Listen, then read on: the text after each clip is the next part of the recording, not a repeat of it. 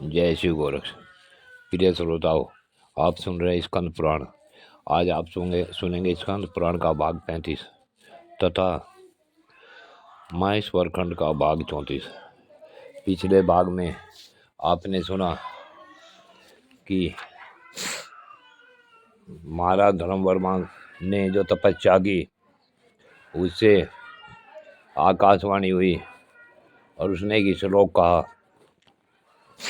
वह बोली, आकाशवाणी बोली कि दान के दो हेतु, 6 अधिष्ठान, 6 अंग, 2 प्रकार के परिणाम फल, 4 प्रकार, 3 वेद और 3 विनाश साधन है, ऐसा कहा जाता है।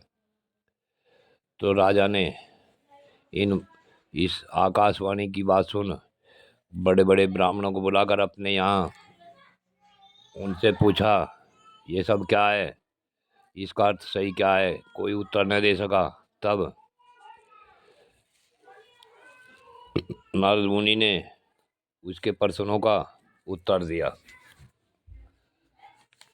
अब राजा को नारद मुनि बता रहे हैं, कुछ इस भाग में सुने। प्रिय श्रोताओं, यह सार शब्द जो है यह आपके समझने के लिए है।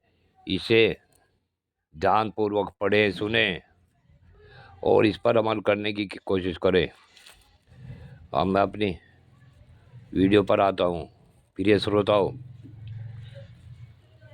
शक्ति के विषय में श्लोक इस प्रकार है कि कुटुंब के भरण पोषण से जो अधिक हो वही धन दान करने योग्य है, वही मधु के समान मीठा है, उसी से वास्तविक धर्म का लाभ होता है।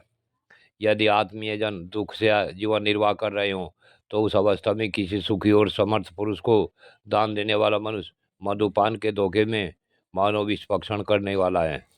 वह धर्म के अनुकूल नहीं, प्रतिकूल चलता है।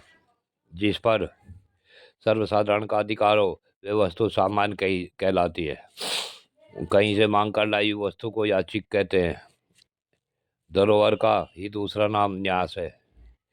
बंधक रखी हुई वस्तु को आदि कहते हैं। दी हुई वस्तु दान के नाम से पुकारी जाती है। दान में मिली हुई वस्तु को दान धन कहते हैं। जिसे किसी के विश्वास पर उसके यहाँ छोड़ दिया जाए वह धन निषिक्त कहलाता है। विद्वान पुरुषों को चाहिए कि वे आपत्ति काल में भी उपयुक्त 9 प्रकार की वस्तुओं का दान न करें। अब अधिष्ठानों का वर्णन सुनो। दान के अन्य अधिष्ठान 6 हैं, उन्हें बताता हूँ। धर्म, अर्थ, काम, लज्जा, हर्ष और भय, ये दान के 6 अधिष्ठान कहे जाते हैं। सदा ही किसी प्रयोजन की इच्छा न रखकर केवल धर्म बुद्धि से सुपात्र व्यक्तियों को जो दान दिया जाता है उसे धर्म दान कहते हैं। इनमें जो मन में कोई प्रयोजन रखकर प्रसंग व जो कुछ दिया जाता है उसे अर्थदान कहते हैं। वे इस लोक में ही फल देने वाला होता है। स्त्री समागम, दुरासुरापान, शिकार और जुए के प्रसंग में अनाधिकारी मनुष्यों को प्रसन्न पूर्वक जो कुछ दिया जाता है वह कामदान कहलाता है।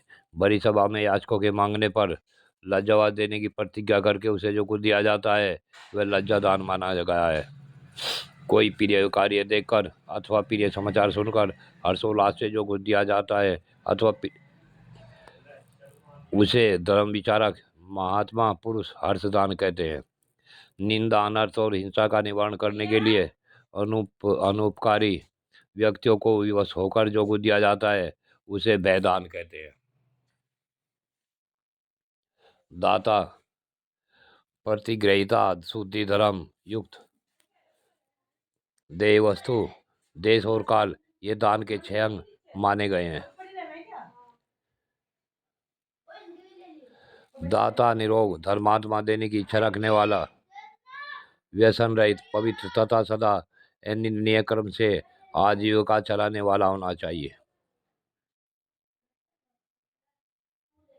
सरलता से रहित, श्रद्धाहीन, दुष्टात्मा, दुर्व्यसनी, झूठी प्रतिज्ञा करने वाला तथा बहुत सोने वाला दाता तमोगुणी और अधम माना गया है। याचकों को देखने पर सदा प्रसन्न मुख हो, उनके प्रति हार्दिक प्रेम होना, उनका सत्कार करना तथा उनमें दोष दृष्टि न रखना, ये सब सद्गुण धन में शुद्धिकारक माने गए हैं। जो धन किसी दूसरे को सता करने लगा हो, अति क्लेश उठाए बिना अपने प्रयत्न से उपार्जित किया गया हो, वह थोड़ा हो या अधिक वही देने योग्य बताया गया है। किसी के साथ कोई धार्मिक उद्देश्य लेकर जो वस्तु दी जाती है उसे धर्मयुक्त देय कहते हैं। यदि देय वस्तु उस विशेषताओं से शून्य हो तो उसके दान से कोई फल नहीं होता। अब दान के द्विविध कर्मों का फलों का वर्णन सुनो। महात्माओं ने दान के दो परिणाम बतलाए हैं। उनमें एक तो परलोक के लिए होता है और एक इस लोक के लिए। श्रेष्ठ पुरुषों को जो कुछ दिया जाता है उसका धर्म परलोक में उपभोग होता है, और असत पुरुषों को जो कुछ दिया जाता है वह दान यहीं भोगा जाता है। ये दो परिणाम बताए गए हैं। प्रिय श्रोताओ, आज की कथा यहीं पूर्ण होती है। आगे का भाग अगले भाग में सुने। जय श्री गुरु।